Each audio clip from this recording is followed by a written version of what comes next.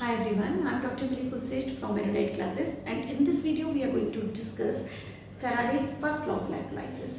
Before starting Faraday's first law of electrolysis, I think we should recall the process called electrolysis.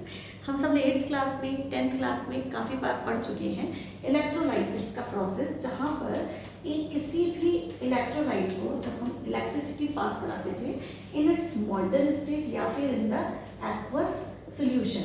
तो यहाँ पे मैं अभी मॉल्टन state ले रही हूँ।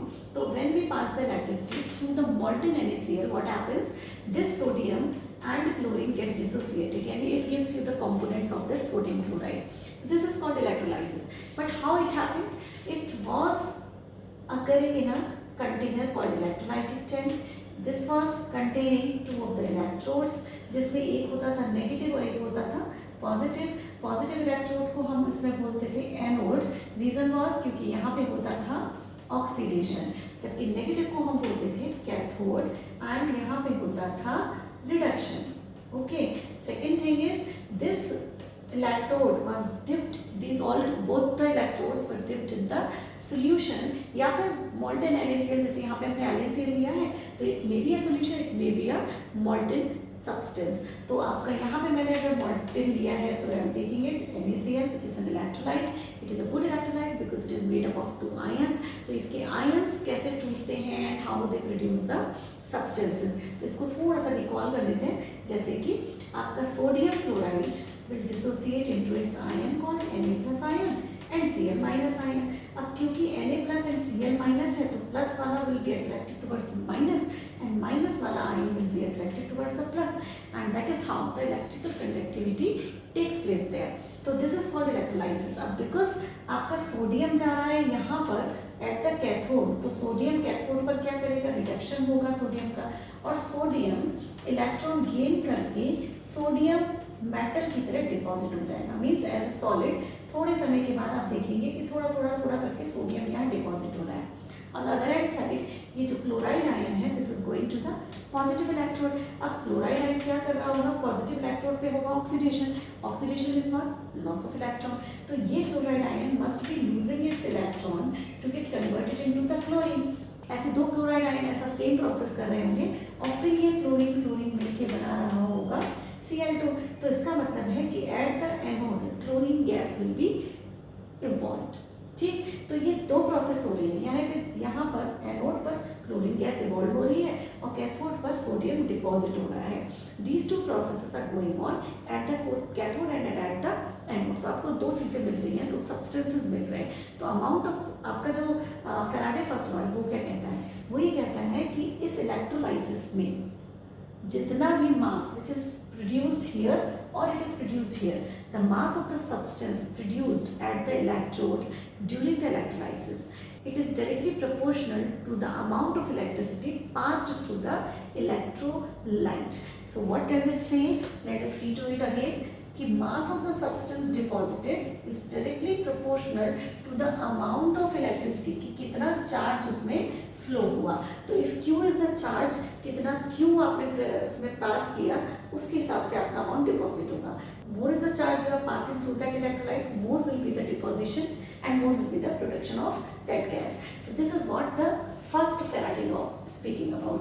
सो this is W is proportional to Q। अगर मैं इस प्रोपोर्शनल को हटाती हूँ तो I will get that W is equal to ZQ, where Z is a proportionality constant जिसका नाम है इलेक्ट्रोकेमिकल इक्विवेलेंट। क्या नाम है, इलेक्ट्रोकेमिकल इक्विवेलेंट।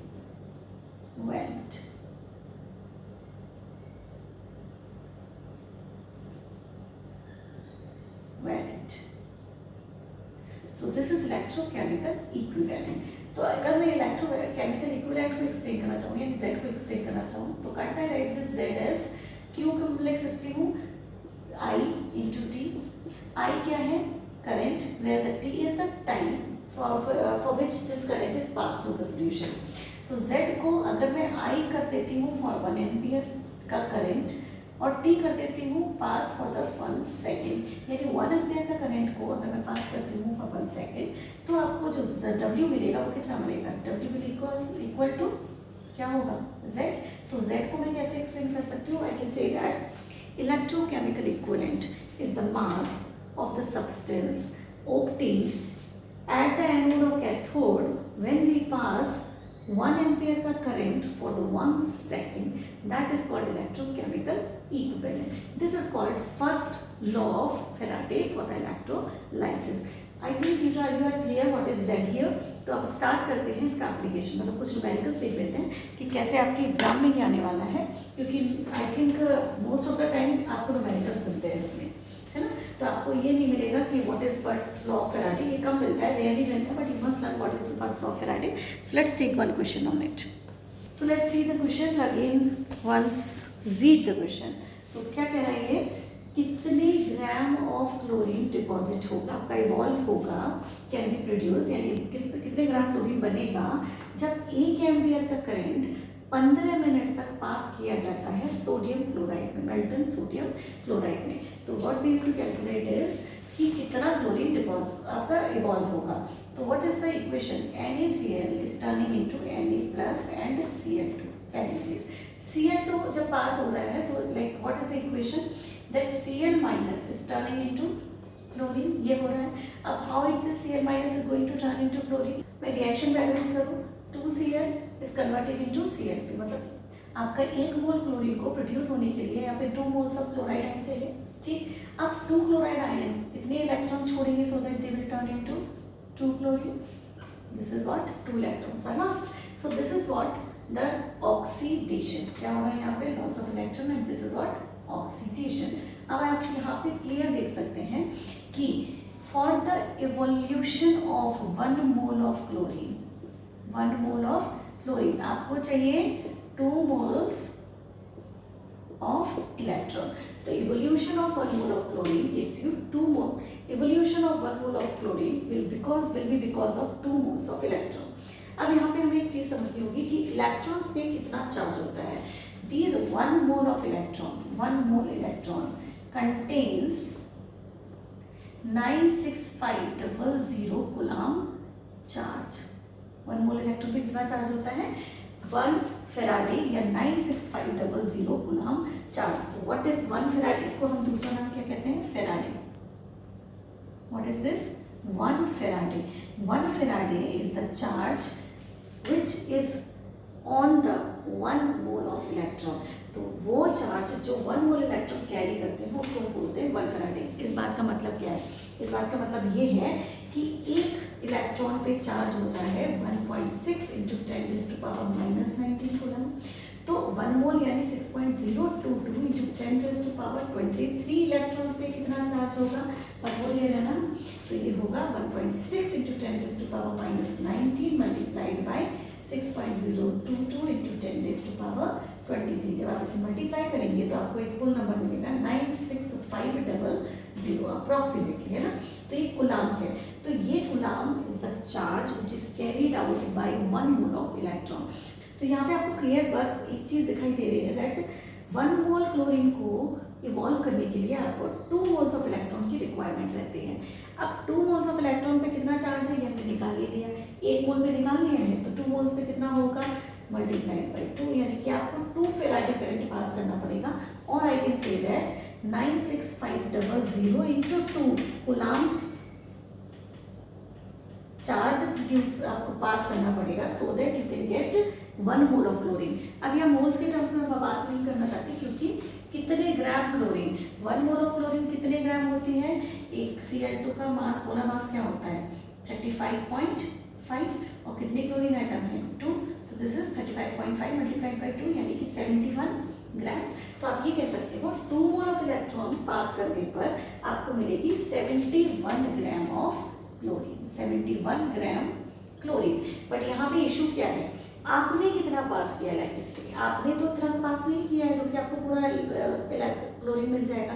आपने कितना पास किया करंट, आपने पास किया है 1 एम्पियर का करंट 15 मिनट तक. तो कितना चार्ज आपने पास किया, let's find it out.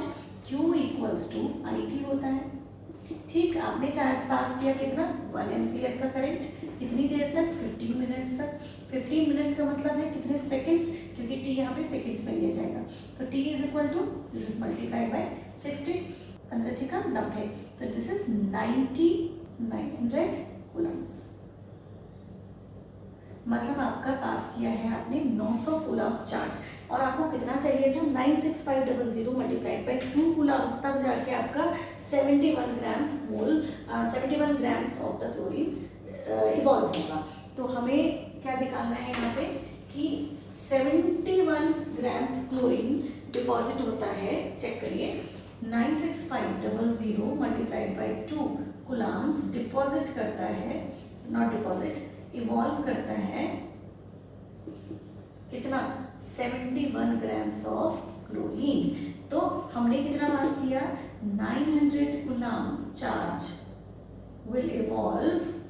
will evolve 71 gram divided by 96500 multiplied by 2 into 900 क्या grams of chlorine. So this will give you the answer कि कितनी grams of chlorine will be deposited, will be evolved during the electrolysis when 1 ampere का current will be passed through the solution for the 15 minutes. I hope it is clear to you. फिर से देख लीजिए एक बार, हमें चाहिए थे कितने ग्राम क्लोरीन इवॉल्व होगा, हमें कोई आइडिया नहीं था, we have written down the equation कि भाई कितना क्लोरीन जब इवॉल्व होता है तो actually what is going on. We came to know कि क्लोरीन इवॉल्व होता है by loss of electron, but यहाँ पे है 1 क्लोरीन और यहाँ है 2 क्लोरीन, तो इसका मतलब है you have to balance the reaction. When you balance the reaction यहाँ पे हो गए 2 माइनस, तो you have to evolve that you have to lose 2 electron. तो इसका मतलब ये हुआ कि जब तक वो 2 इलेक्ट्रॉन लूज नहीं करेगा 1 मोल क्लोरीन इवॉल्व नहीं होगा, यानी 2 मोल्स ये निकलते हैं तो 1 मोल एक क्लोरीन बनता है, एंड 1 मोल क्लोरीन का मतलब है 71 ग्राम्स ऑफ क्लोरीन। तो 2 मोल्स का मतलब है 2 मोल्स ऑफ इलेक्ट्रॉन कितना चार्ज कैरी करेंगे, जब 1 मोल ऑफ इलेक्ट्रॉन कैरी करते हैं 96500, तो 2 मोल्स ऑफ इलेक्ट्रॉन कितना चार्ज कैरी करेंगे 2 into 96500 कूलम्स। तो हमने इस तरीके से निकाला कि भाई इतने कूलम्स जब चाहिए होते हैं 71 ग्राम्स ऑफ क्लोरीन के लिए, तो 900 कूलम्स हमने पास किए हैं, क्योंकि इसने बताया है कि क्यू कितना पास किया है 1 एम्पीयर का करंट कितनी देर तक 15 मिनट्स तक, तो 15 मल्टीप्लाइड बाय 60 यानी कि you have converted into second, क्योंकि Q इक्वल्स टू IT में I is an ampere and T is in the second, तो यहाँ पे you have converted into second and we came to know कि 900 coulombs of the charge is produced there, यानी passed there. तो जब इतना coulomb evolve करता है इतना, तो 900 कूलम कितना इवॉल्व करेगा, तो 71 डिवाइडेड बाय 96500 मल्टीप्लाइड बाय 2, ये मल्टीप्लाई कर दिया विद 900, तो जो आंसर आएगा वो आपका आएगा the amount of chlorine which is evolved when we pass this much amount of electricity through the sodium chloride which is in molten state. Let's take one more example for this. So let's see the next question. I have written here. The question is saying that silver is deposited on a metallic vessel of the surface area 900 centimeter square. तो एक metal का vessel है जिसका area जो दिया हुआ है वो है 900 सेंटीमीटर स्क्वायर, जिस पर सिल्वर डिपॉजिट की गई है by passing current of 0.5 ampere for the 2 hour, यानी आई आपको दिया है करंट विच इज 0.5 एम्पियर, ठीक है, और जो आपको टाइम दिया है वो दिया है 2 आवर्स। 2 आवर्स का मतलब है you are going to convert it into 2 into 60 into 60, यानी you are going to convert it into second. Second thing is कि you are suppose to calculate the thickness of the silver deposited, यानी कितना silver इसके ऊपर, ये thickness क्या है, square आपका जो एरिया है वो इन्होंने दे रखा है, बट थिकनेस आपसे पूछ रहे हैं कि इस पर्टिकुलर एरिया पे 900 सेंटीमीटर स्क्वायर एरिया पर कितना मोटा डिपोजिशन विल बी देयर, कितना थिकनेस का डिपोजिशन होगा, that is your question. So let us see what is given there. आपको पूरा वॉल्यूम निकालना पड़ेगा कि कितना डिपॉजिट होगा, मास कितना होगा और वो कितना वॉल्यूम को कवर करेगा, ठीक है। चलो चेक करते हैं। तो हमें दिया है कितना करंट पास किया, पहले ये देख लेते हैं, Q इक्वल्स टू IT, ठीक। अब Q equals to IT means I कितना है 0.5 और T कितना है 2 into 60 into 60, तो ये हो गया आपका 1/2 into 2 into 3600, यानी ये हो गया आपका 3600 कूलम। अब हमें ये तो पता चल गया कि कितना चार्ज इसमें फ्लो किया, बट हमें ये नहीं पता कि उस चार्ज से कितना अमाउंट ऑफ सब्सटेंस यानी कि सिल्वर डिपॉजिट हो सकता है। Let's find it out first कि सिल्वर कितना डिपॉजिट होगा। तो फाइंड करते हैं silver plus is converting into silver. कैसे कन्वर्ट होगी? By the gain of electron. तो when this silver ion is going to get 1 electron, it is going to get deposited as silver, क्योंकि silver पर एक ही plus charge होता है. तो ये एक इलेक्ट्रॉन लेगा, यानी कि 1 मोल ये डिपोजिशन जब होगा तब कब होगा? जब ये 1 मोल इलेक्ट्रॉन गेन करेगा. इसका मतलब ये हुआ 96500 coulomb will deposit 1 mole of silver. यही मतलब हुआ. अब 1 मोल ऑफ सिल्वर का मतलब क्या है? Molar mass of the silver. What is the molar mass of the silver given? 108 grams per mole. Atomic mass is the molar mass. तो 1 मोल electron deposit 108 gram of mole. क्या मैं लिख दूँ? 96500 coulomb will deposit 108 gram of mole. But आपने कितना electricity pass किया है? 3600 coulomb. देखते हैं. If 96500 coulomb deposit 108 gram silver, तो 3600 coulomb electricity will deposit 108 divided by 96500 multiplied by 3600. ये गए आपके, और ये बचा आपका 108 मल्टीप्लाइड बाय 36 डिवाइडेड बाय 965. ये जो आपका आंसर आएगा that will give you the mass of the silver produced at the cathode. ठीक है. और जब इसे आप कैलकुलेट करेंगे तो आपको मिलेगा 4.03 ग्राम्स. तो आपको इतना सिल्वर डिपॉजिट होकर मिलेगा. ये तो पक्का है, इतना मिलेगा. अब ये इतना सिल्वर कैसे स्प्रेड होगा, यानी वॉल्यूम आपका किस तरीके से स्प्रेड होगा, ये पूरा मास किस तरीके से स्प्रेड होगा इस सिल्वर वेसल के अराउंड 900 सेंटीमीटर स्क्वायर पर वो कितना थिक डिपोजिशन करेगा, that you have to find out. अब ये हम पता लगा सकते हैं by using the formula density equals to mass upon volume. मुझे वॉल्यूम मिल सकता है. अच्छा, डेंसिटी मुझे दी है 10.5 ग्राम्स. मास कितना है ये हमने निकाल लिया है, इतना डिपॉजिट होगा. वॉल्यूम कितना है? वॉल्यूम क्या होता है? वॉल्यूम होता है एरिया मल्टीप्लाइड बाय थिकनेस. मैं लिख सकती हूँ ना थिकनेस, यहाँ पे थिकनेस. ओके, तो एरिया हमें पता है तो मैं लिख सकती हूँ यहाँ पे 900 centimetre square multiplied by thickness. Volume क्या हुआ? Area multiplied by thickness. कितना मोटा डिपॉजिट हुआ यही तो होगा. ठीक है. तो this is not 900 multiplied by thickness. तो थिकनेस को आप कैसे कैलकुलेट कर सकते हैं? Thickness equals to 4.03 divided by 900 multiplied by 10.5. तो this way you can calculate that कितना thick deposition will be there of the silver on the 900 centimeter square की surface area when you pass the electricity of the 0.5 ampere for the 2 hour. So this is what we have to find out. And what is the process we have used? सबसे पहला काम, सबसे पहले ये clear कीजिए कि कितना electricity आपने पास की है. उसके बाद आपको इक्वेशन लिखनी है. उस इक्वेशन में अगर यहाँ पे ये सिल्वर है तो यहाँ पे एक ही इलेक्ट्रॉन की जरूरत पड़ेगी जिसपे तो सिल्वर प्लस चार्ज होता है. अब इसी क्वेश्चन में अगर यहाँ पे एल्यूमिनियम होता है, इमेजिन करिए Al+3, और यहाँ पे आपको एल्यूमिनियम डिपॉजिट करना होता, तब आपको यहाँ पे 3 इलेक्ट्रॉन्स लेने होते. And we would have called it like कि 3 मोल जब इलेक्ट्रॉन लेता है तब 1 मोल सिल्वर एल्यूमिनियम डिपॉजिट होता है. उस केस में मैं ये कहती कि 96500 multiplied by 3 coulomb charge deposit करता है 1 मोल ऑफ एल्यूमिनियम जो होता है 27 ग्राम. तो आपने कितना चार्ज प्रोड्यूस किया, लाइक पास किया, आपने पास किया 3600 कूलम. तो 96500 मल्टीप्लाइड बाय 3 कूलम्स डिपॉजिट करता है 27 ग्राम ऑफ एल्यूमिनियम. तो 3600 कूलम कितना पास करेगा, कितना डिपॉजिट करेगा? 27 divided by 96500 multiplied by 3 multiplied by 3600. इससे आप कैलकुलेट करते हैं. तो यहाँ पे जो मेन चीज़ है वो क्या है? मेन चीज़ ये है कि आपको ये इक्वेशन पता होनी चाहिए. आप you must know what is the charge on the article. तो उस सब्सटेंस पर कितना चार्ज है, उस आयन पर कितना चार्ज है, क्योंकि जितना भी चार्ज किसी भी आयन में होता है वो उतने ही इलेक्ट्रॉन का लॉस्ट या फिर उतनी ही इलेक्ट्रॉन का गेन करता है टू गेट डिपॉजिटेड और to get that is more important thing. Once you know कि कितना moles of electron are required for the deposition, कितना moles of electrons are being lost for that evolution, then you are going to find out कि हम कितना डाल रहे हैं, इतना डालेंगे तो इतना होता है, तो हमने कितना डाला है, so that we can get the results. ठीक है, so this way you are going to calculate the questions given here.